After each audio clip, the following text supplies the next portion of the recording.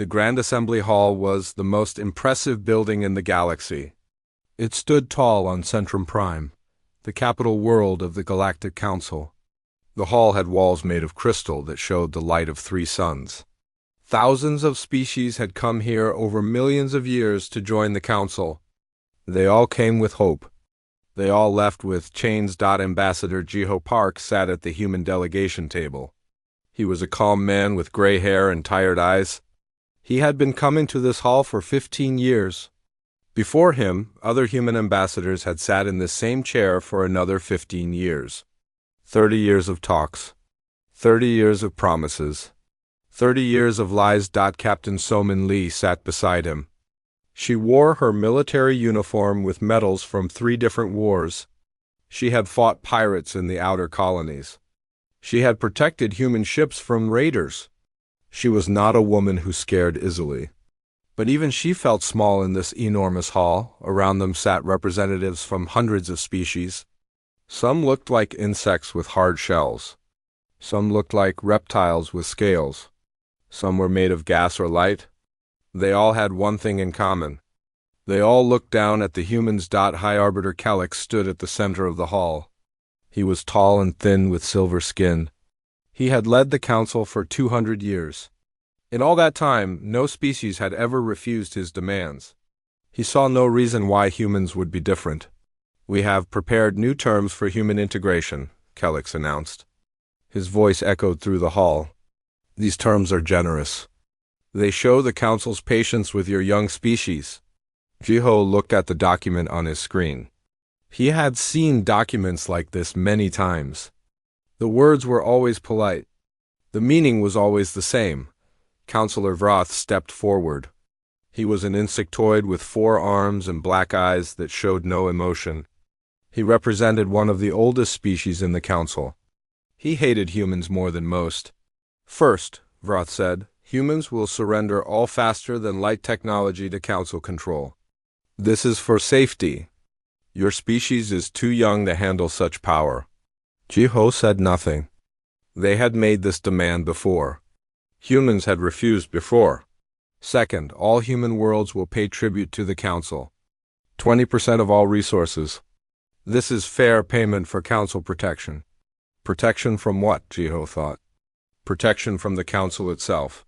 "Third, human military forces will be reduced to local defense only. All warships will be dismantled. Council peacekeepers will handle external security." Summon's hand tightened on the table. She had built the human fleet. She had trained the crews. She knew what this demand really meant. It meant humans would have no way to defend themselves. Vroth continued reading. Each demand was worse than the last. Humans would need council approval to colonize new worlds. Human leaders would be advised by council overseers. Human children would learn council-approved history, but Vroth saved the worst for last. "Finally," he said, "certain human colony worlds will be redistributed. These worlds have resources that older species can develop more properly. Humans will be relocated to less valuable territories." The hall was silent. Every species watched the human delegation. Jiho looked at the demand. They wanted to take human homes. They wanted to move human families. They wanted to give human worlds to other species simply because those species were older. Something changed in Jiho's eyes. It was small. Just a tiny shift. But Somin saw it. She had known Jiho for 20 years. She had never seen that look before. Jiho stood up slowly. He was not a tall man, but in that moment he seemed to fill the room. He picked up his documents and placed them in his case. He closed the case with a soft click. "We're done talking now," he said. His voice was quiet. He did not shout. He did not argue. He simply stated a fact. Somin stood up beside him. Then the rest of the human delegation rose.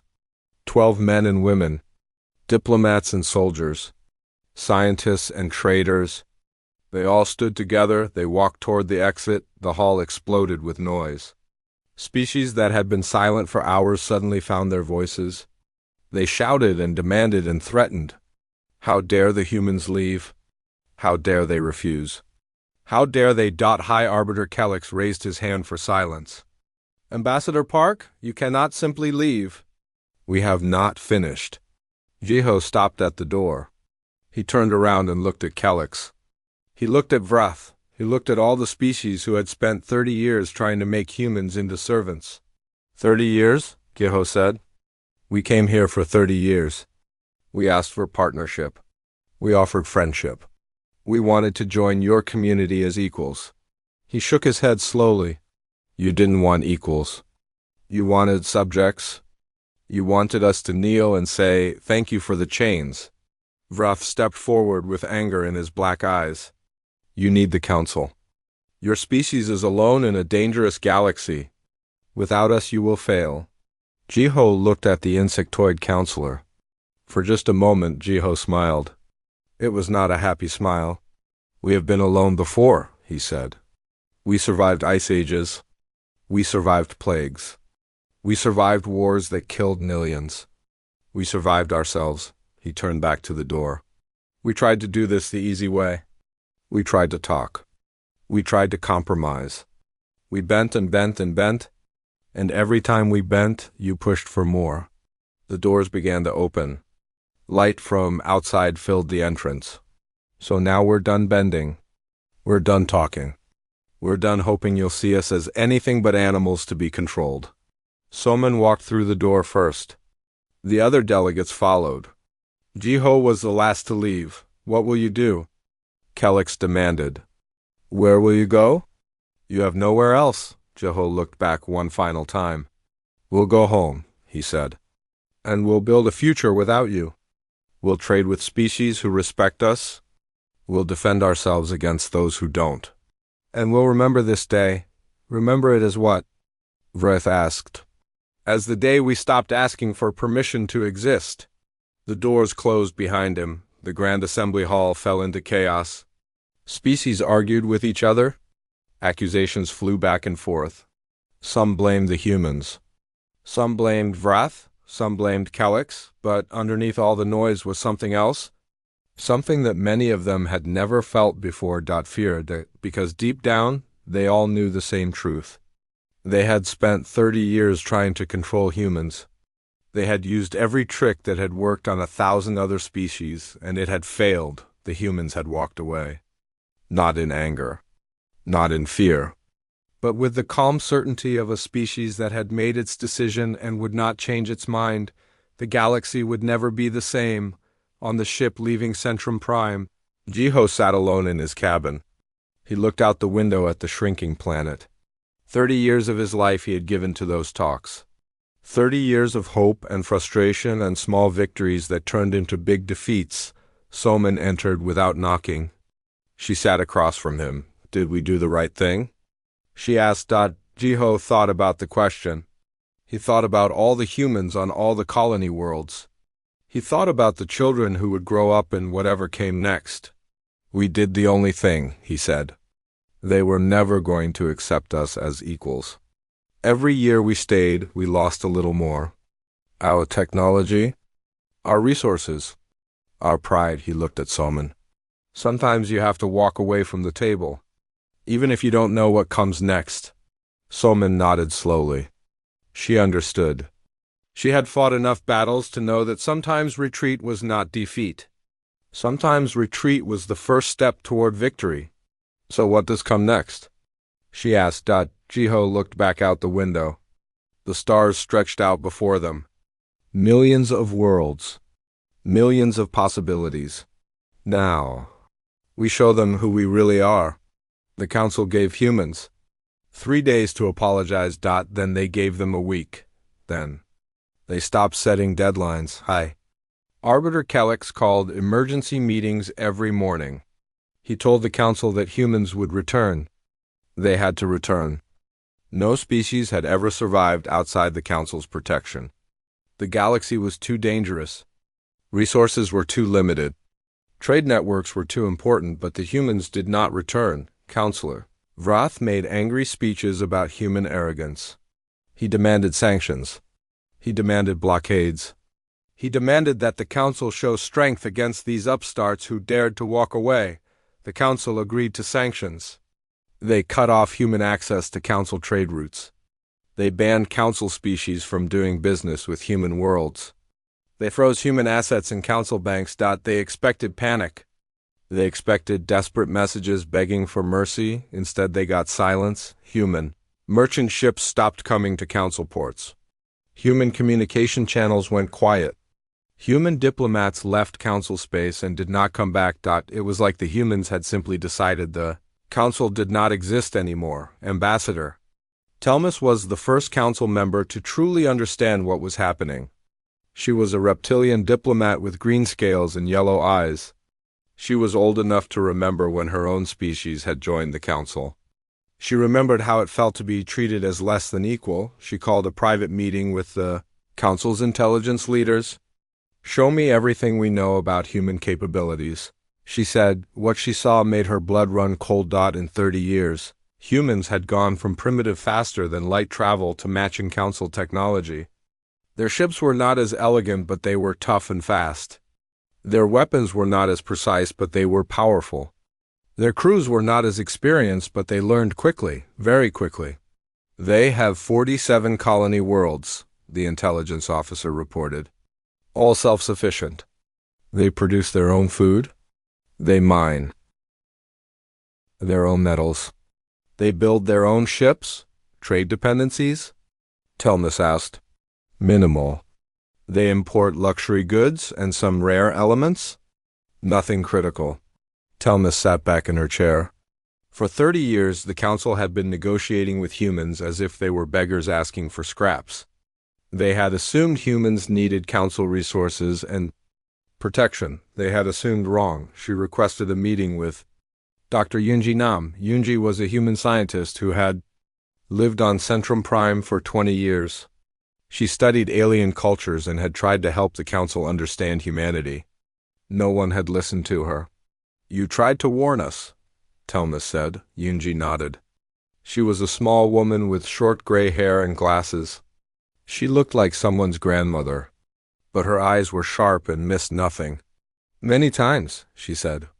"Your council has dealt with thousands of species. They all followed the same pattern. They came to you weak and afraid. They accepted your terms because they had no choice. Over time they became dependent. They forgot how to stand alone, but humans are different. Humans are very different." Uyunji pulled up historical records on her screen. "Do you know how many times humans have fought against impossible odds? Do you know how many empires have tried to control them?" She showed Telmus images from human history. Wars and revolutions, rebellions and uprisings. Again and again humans had chosen to fight rather than submit. They had burned their own cities rather than let enemies take them. They had died by millions rather than live as slaves. "Your council made a critical mistake," Yunji said. "You saw humans trying to negotiate and thought it meant they were weak. You saw them compromise and thought it meant they were afraid. What did it really mean? It meant they were giving you a chance.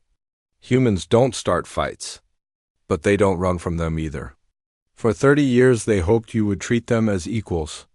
They bent as far as they could without breaking, and now?" Yunji's eyes were sad. "Now they've stopped hoping. And that's when humans become dangerous." Far from Centrum Prime, the human defense fleet gathered at Station Kepler. Admiral Hyan Choi stood on the command deck of his flagship and looked at the assembled ships. 200 vessels of all sizes, battleships and cruisers, frigates and destroyers. The product of 30 years of careful building, the Council thought they knew about human military strength. They were wrong. They only knew about the ships humans had shown them. Admiral Choi opened a channel to all human forces across all 47 colonies. "This is Admiral Choi. By now you know that Ambassador Park has ended negotiations with the Galactic Council.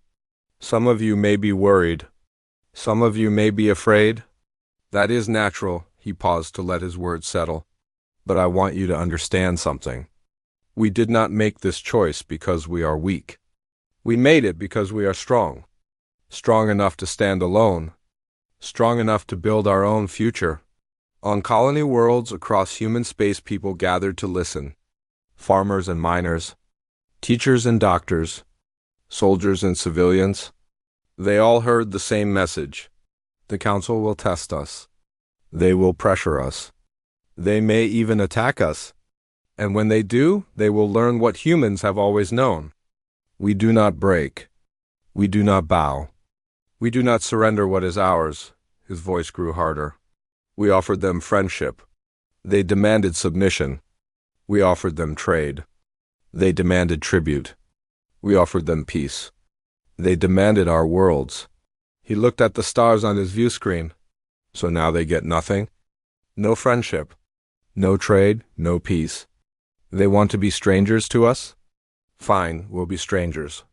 They want to be enemies? We'll be ready. He straightened his uniform. All forces will move to defense condition 2. All colonies will activate emergency protocols. All civilian ships will stay within protected space until further notice. He took a breath. We hoped it wouldn't come to this. But hope was never our only plan. We've been preparing for this day since the first time they called us children who needed guidance. Since the first time they said we weren't ready for our own technology. Since the first time they looked at us like we were animals who got lucky. His final words were quiet but firm. We're ready now. And they're about to find out what that means. Back on Centrum Prime, Counselor Vrath demanded military action. He stood before the full council and pounded his 4 fists on the podium. Every day we wait, the humans grow bolder. They think they can ignore us. They think they can insult us. They think they can walk away from this council like it means nothing. He pointed at the star map that showed human space. We must show them the truth. We must show all species the truth. The council is supreme. The council is eternal. No young race can defy us and survive. He called for a vote on military demonstration. A show of force at the human border. 200 warships to remind humans of their place. Ambassador Telmus stood to speak against it. This is foolish, she said. We have already misjudged humans many times. Why do we think we understand them now? Because they are young, Vreth snapped. Because they are primitive. Because they have never faced a real enemy. Telmus shook her head. Have you looked at their history? They have faced enemies since, before they left their homeworld. They evolved as prey animals on a planet that was trying to kill them. They survived ice and fire and disease in each other. Stories, Vreth said. Mythology. Every species has legends about their own greatness. These aren't legends. These are records. Exposed in video and genetic code and the bones of billions of dead. But Vrath had more support. The old powers of the council had ruled too long. They had forgotten what it meant to be challenged. They could not accept that their strength might not be absolute. The vote passed. 200 ships would go to the human border. They would demonstrate council power. They would make humans understand. Telmus watched the vote count with growing dread. She had studied humans for many years.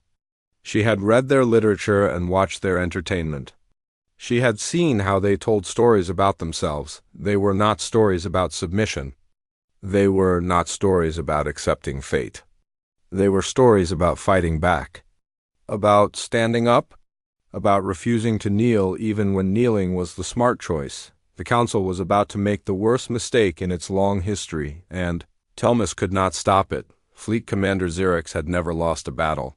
He had served the council for 300 years. He had crushed rebellions and ended wars.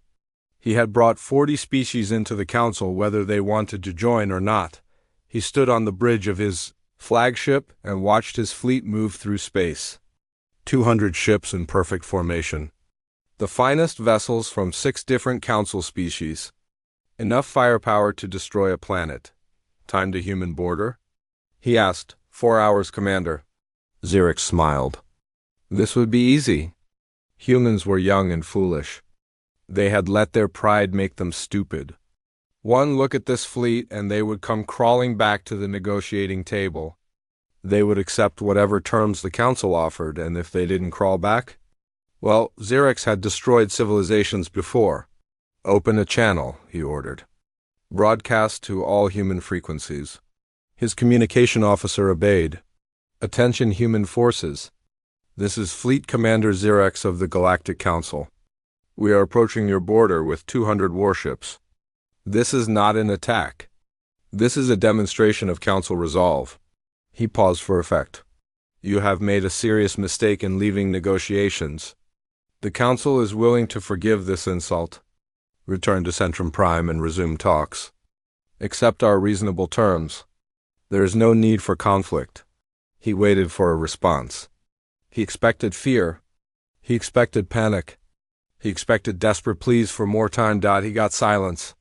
No response, Commander, his officer reported. They're afraid, Xerex said. They need time to realize how hopeless their situation is. Continue on course. The fleet crossed into the Talon Nebula region.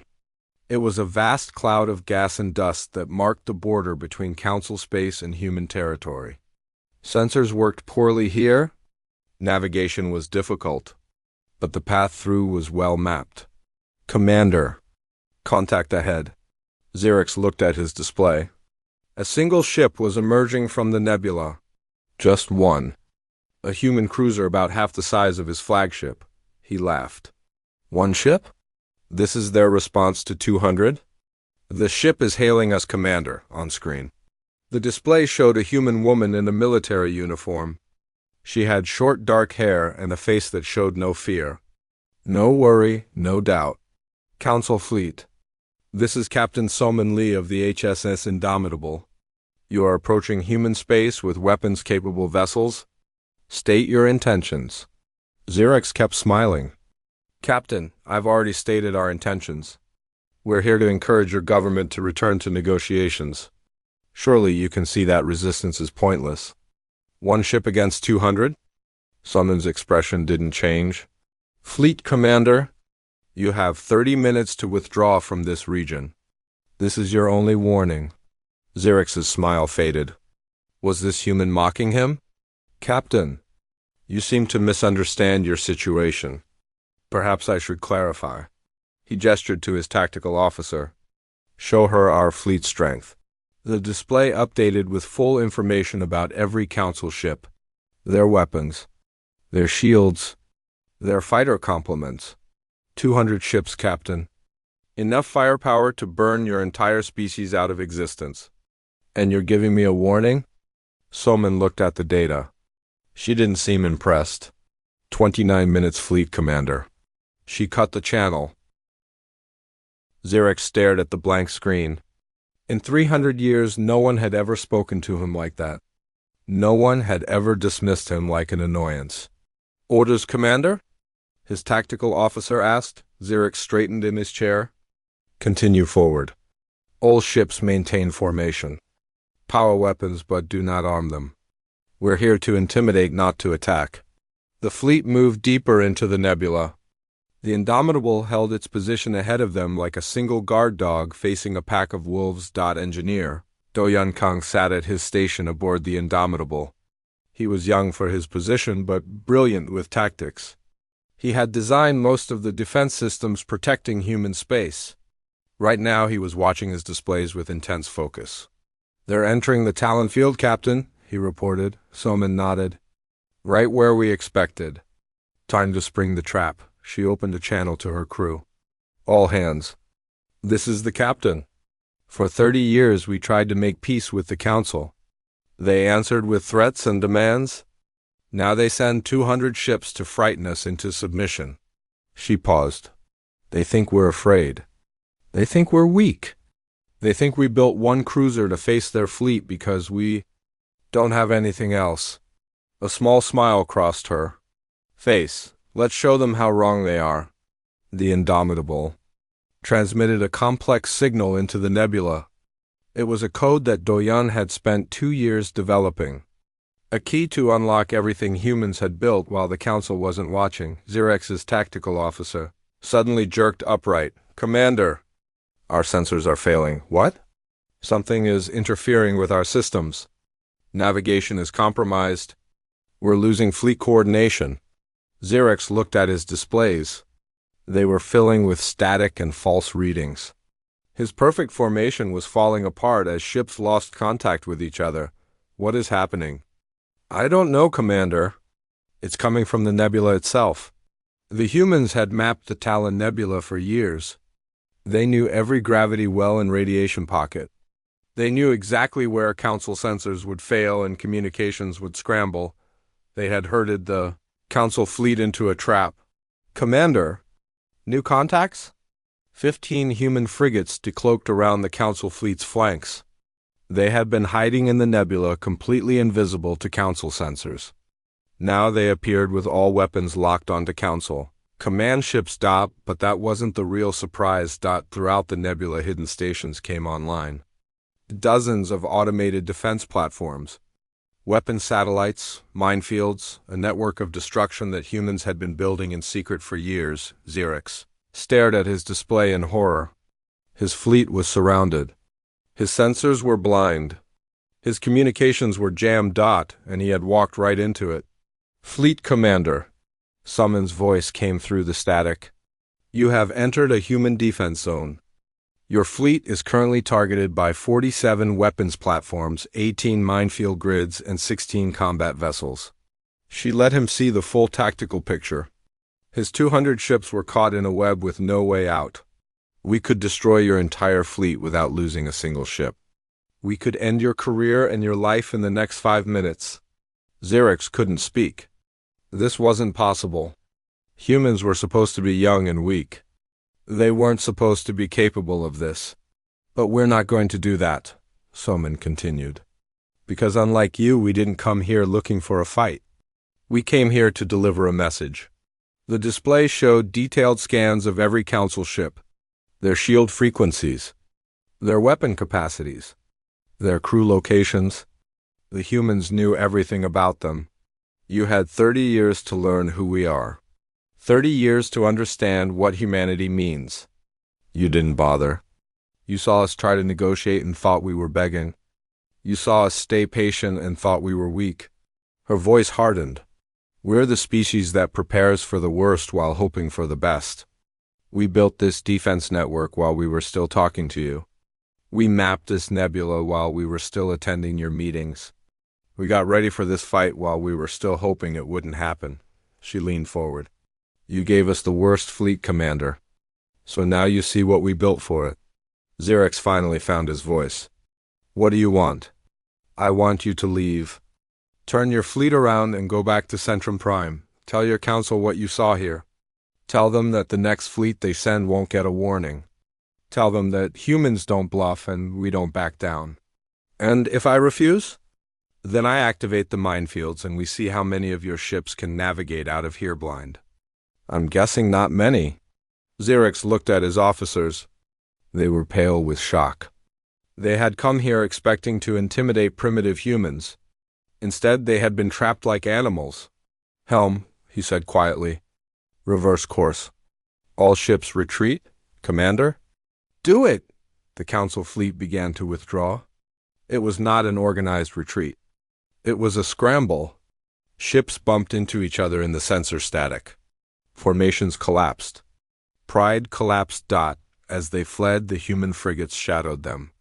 Making sure they left. Making sure they understood, Soman watched them go. Doyan. Status of the network? All platforms performed perfectly, Captain. The Council never detected a single station until we activated them. Soman nodded. Years of work. Years of preparation. All for this moment. Send a message to Admiral Choi. Tell him the demonstration was successful. The Council knows what we can do now. She looked at the retreating fleet. The question is whether they're smart enough to learn from it. On Centrum Prime, the Council watched the disaster unfold. They saw Xerix's mighty fleet stumble blindly through a trap. They saw human technology that wasn't supposed to exist. They saw their demonstration of strength become a demonstration of weakness. Councillor Vreth watched in silence. His 4 hands gripped his chair until the metal bent. Ambassador Telmus watched with grim satisfaction. She had warned them. They hadn't listened. High Arbiter Kellex watched with the first real fear. He had felt in 200 years, the humans hadn't fired a single shot. They hadn't killed a single crew member. They had simply shown what they could do. That was more terrifying than any battle could have been. The Council had ruled the galaxy for 2 million years. In all that time, it had never faced a crisis like this. The Talon Nebula incident spread across every communication network. Species that had always feared the Council watched in amazement. Species that had been conquered by the Council watched with hope. The humans had done what no one else had dared to do. They had made the Council look weak. Ambassador Telmus called a meeting of moderate Council members. They gathered in a private chamber away from the main assembly. 12 representatives from 12 species. All of them worried about where this was heading. We need to seek peace with the humans immediately, Telmus said. Every day we wait makes things worse. Our economy is already suffering without human trade. Our military looks foolish after Xerex's retreat. Our authority is crumbling. An insectoid ambassador spoke up. Counselor Vrath will never agree. He wants war. Then we go around him. We approach the humans directly. We offer real negotiations. Equal terms. No more demands for submission. Another ambassador shook his head. The High Arbiter will never allow it. He's too proud. He can't admit the Council was wrong. Telmus looked at each of them in turn. Then maybe we need a new High Arbiter. The words hung in the air. No one had ever suggested removing a High Arbiter before. The position was supposed to be held for life. But nothing about this situation was normal. At the same time, Counselor Vrath held his own meeting. His followers were the old powers, the species that had ruled longest, the ones with the most to lose if the Council's authority collapsed. The humans must be punished, Vrath declared. They humiliated us at Talon Nebula. If we let this stand, then every species will think they can defy us. A reptilian war leader agreed. We should mobilize the full fleet. Not 200 ships? 2,000. Enough to overwhelm any defense they've built. And then what? Another member asked. We destroy their worlds? We kill billions of humans? The other species will turn against us. Vrath waved away the concern. They will see our strength and remember why they obey. Fear has always been the foundation of Council power. We simply need to remind them what happens to those who resist. He pulled up a map of human space. We don't need to destroy them all. We just need to make an example. One colony. One world burned to ash. The rest will surrender. He pointed to a small planet on the edge of human territory. New Jeju, an agricultural colony. Minimal defenses. An easy target. His followers nodded. They liked easy targets. Far from the Council's arguments, President Min-Ho Yoon addressed the United Earth government. The assembly hall on Earth was packed with representatives from all 47 human colonies. They had come to hear their leader speak about the future. Min-Ho was a tall man with a calm voice that made people trust him. He had led humanity through the hardest years of Council negotiations. Now he would lead them through whatever came next. For 30 years we tried to belong to their galaxy, he said. We followed their rules. We attended their meetings. We bent ourselves into shapes they might find acceptable. He shook his head. It was never going to work. They didn't want partners. They wanted subjects. They wanted us to give up everything that makes us human just for the privilege of existing in their shadow. He looked at the representatives. Farmers from agricultural worlds. Miners from asteroid colonies. Soldiers from border stations. Oh. Of them watching. All of them waiting. So we walked away. And now they're angry. They sent a fleet to scare us and we trapped it like fish in a net. They thought we were weak and we showed them strength. Now they have to decide what to do next. He stepped away from the podium. Some of you are worried. That's natural. We're alone now. No Council protection. No trade networks. No safety in numbers. Just us against a galaxy that doesn't want us to succeed. His voice grew stronger. But being alone isn't new for us. Humans have always been alone. We were alone on a dangerous planet with animals that wanted to eat us. We were alone during ice ages that should have killed us. We were alone during plagues and famines and wars. He clenched his fist. And we survived. We always survive. Because we don't give up? We don't bow down. We don't accept that our fate is decided by anyone but ourselves. The assembly hall erupted in applause. We will trade with species who respect us. There are many who have secretly resented the Council for centuries. They'll deal with us now that we've shown we can stand alone. We will defend against any who attack us. They saw what we built in the Talon Nebula. That's not all we have. Not even close? He raised his hand for silence. And we will remember who we are. Not beggars asking for scraps from older species. Not children who need guidance from wiser races. We are humanity. We walked on our moon while we were still fighting each other with nuclear weapons. We colonized Mars before we had faster-than-light travel. We spread across 47 worlds in 30 years while the Council tried to hold us back. His final words rang through the hall. We don't need their permission to exist. We never did. We just forgot that for a while. Now we remember.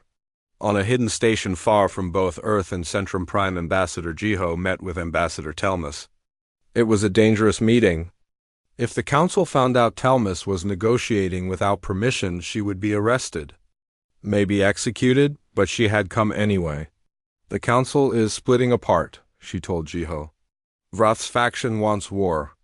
My faction wants peace. The moderates are caught in the middle, afraid to move either way. Jiho nodded. He had expected this. Human history was full of empires that fell apart when challenged. What do you want from us? A chance to fix this. If the moderate faction gains control, we can offer real negotiations. Equal terms. Genuine partnership. Everything you asked for 30 years ago. And if Vroth's faction wins? Telmus was quiet for a moment. Then there will be war. And I don't think either side will win that war. I think both sides will lose more than they can afford to lose. Jiho studied her.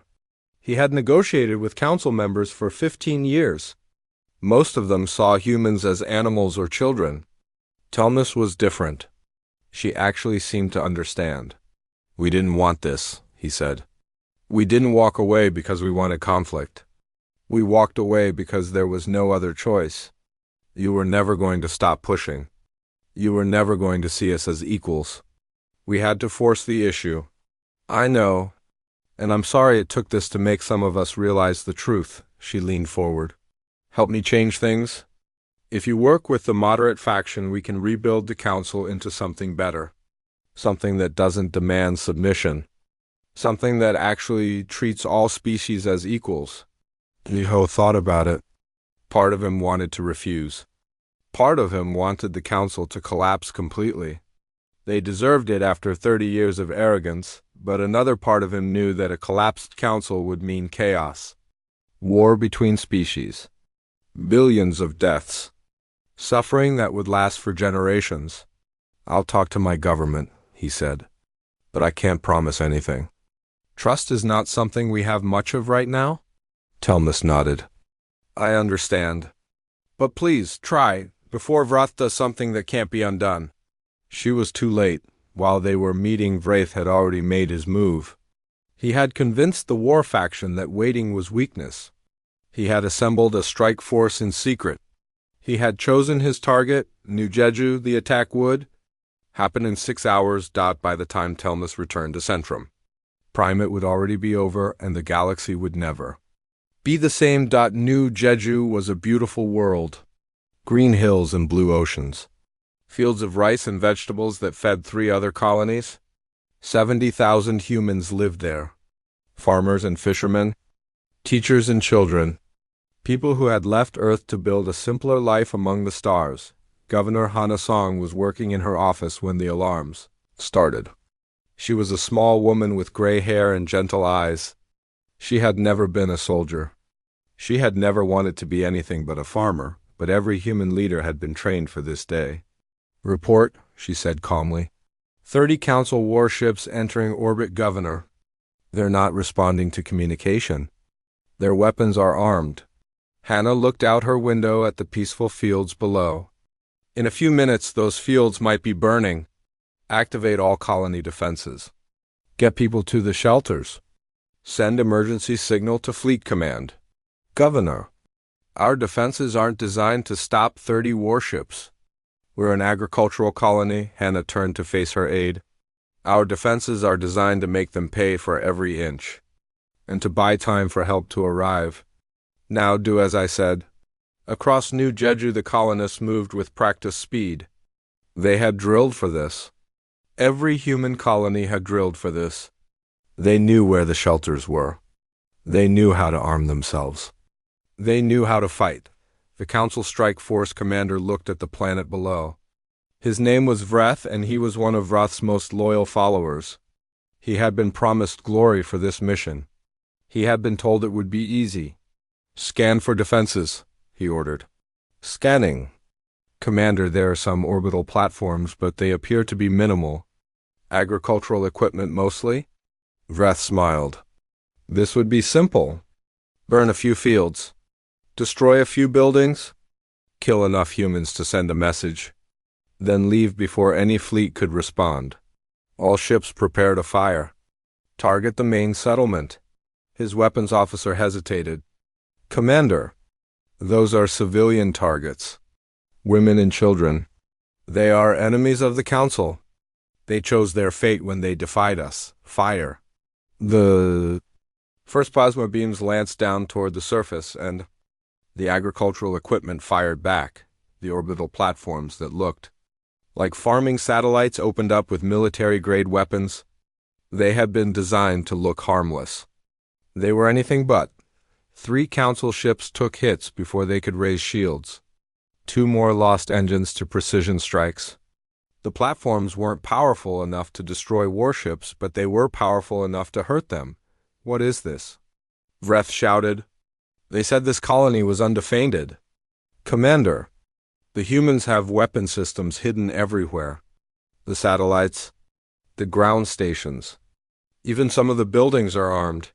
On the surface, Hannah watched the battle from her command center deep underground. The colonists had built this bunker in secret. They had armed it in secret. They had prepared for the day the Council would come for them. Militia status? She asked. All units in position, Governor. They're ready. Hannah nodded. Her farmers and teachers had become soldiers. They knew their land better than any invader. They would make the Council pay for every field and every hill. The Council ships pushed through the orbital defenses and began landing troops. They expected terrified civilians. They expected easy victory. They found neither. The colonists fought from prepared positions. They used the terrain they had farmed for years. They attacked and retreated and attacked again. They were not professional soldiers, but they were fighting for their homes, and they were buying time. Admiral Hyan Choi received the emergency signal on his flagship. He was 3 systems away. Too far to help, but he had ships closer. All rapid response units converge on New Jeju, maximum speed. Weapons free upon arrival. From 3 different directions, human warships turned toward the agricultural colony. They pushed their engines beyond safe limits. They burned fuel they couldn't spare. They raced to save their people on New Jeju. The battle grew desperate. The colonists were taking losses. The Council troops were advancing on the main shelters. In minutes they would break through. Then the sky lit up. Admiral Choi's rapid response fleet burst out of faster-than-light travel right on top of the Council formation. 15 warships against 30. Bad odds, but the Council ships were damaged and scattered. The human ships were fresh and angry. The battle lasted less than an hour. When it was over, 18 Council ships had been destroyed. 7 had been captured. 5 had fled. The strike force was gone, but Admiral Choi didn't stop there. He split his fleet and hit 3 Council military stations in nearby systems. Not to conquer, not to occupy. Just to destroy their ability to attack. The message was clear. You hit us and we hit back harder. You attack our colonies and we wreck your bases. You want war, and we'll give you more war than you can handle. On Centrum Prime, the Council watched in horror. Their secret strike had become a disaster. Their show of strength had become a humiliation. And now human ships were operating deeper in Council space than any hostile force in 500 years. Councillor Vrath tried to rally his supporters. But they were already abandoning him. This was his plan. This was his failure. No one wanted to stand beside him now. High Arbiter Calyx tried to restore order, but his authority was gone. He had let this happen. He had let Vroth push them into a war they couldn't win. Ambassador Telmus stood before the emergency assembly. "Enough," she said. "Enough arrogance. Enough pride. Enough pretending we're still the supreme power in this galaxy." She pointed at the display showing human ships in council space. They could keep coming. They could hit more stations. More worlds. They could make us bleed until we collapse. But they're not doing that. They stopped after sending their message. She looked at the council members. They don't want to destroy us. They never did. They just want us to stop trying to destroy them. And if we can't understand that simple thing, then we deserve whatever happens next. She turned to Calyx. "Step down. You and Vroth and everyone who brought us to this moment. Step down or we'll remove you. And then let those of us who actually want peace try to salvage something from this disaster." It was the most direct challenge any council leader had ever faced. In the old days, Telmus would have been arrested on the spot, but these weren't the old days. Calyx looked around the assembly. He saw no support. He saw only species who were tired of following him into failure. He stepped down. Vroth was arrested. Telmus became interim leader of the council. Her first act was to broadcast a message to humanity. We were wrong. For 30 years we treated you as subjects instead of partners. We demanded submission instead of offering friendship. We threatened war instead of building peace. She took a breath. We offer now what we should have offered from the beginning. True negotiations, equal terms, genuine partnership between species. No demands, no conditions, just a chance to start over. On Earth, President Minho Yoon watched the message with his advisors. "Do we trust them?" Admiral Troy asked. "No," Minho said, "but we don't have to trust them. We just have to be strong enough that betraying us isn't worth the cost." He looked at his council. "We accept. We negotiate. We see if they've really learned their lesson. And we keep building our defenses the whole time just in case they haven't." Over the following months, everything changed. The old Galactic Council dissolved. In its place rose the Galactic Assembly, a new institution built on different principles. No species would be forced to join. No species would be required to submit. All members would have equal voice. It wasn't perfect. Old grudges didn't disappear overnight. Some species still resented humans. Some humans still hated the council. But it was a start. Ambassador Jiho and Ambassador Telmus worked together on the new assembly charter. They argued over every word. They compromised on every point. It took 6 months to finish, but when it was done, it was something new. Something that had never existed in 2 million years of council rule. A document that treated all species as equals. Some species joined the assembly right away. They were the ones who had always chafed under council control. They saw humanity stand as inspiration. Other species kept their distance. They signed trade agreements and defense pacts but stayed independent. That was their right under the new system. A few former council powers refused to participate at all. They retreated to their own space and nursed their wounded pride, but the galaxy was different now. And it wasn't going back. On Earth 1 year after the walkout, Jiho stood with Captain Soman overlooking the spaceport where the first council delegation had arrived 31 years ago. Ships from a dozen species came and went. Traders and diplomats, scientists and tourists. Voluntary exchange between equals. Do you think they finally understand? Soman asked. Jiho watched a cargo ship from Telmus's homeworld land beside a human freighter.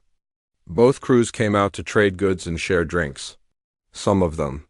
The ones who are willing to learn. The rest will come around eventually, or they'll stay angry forever.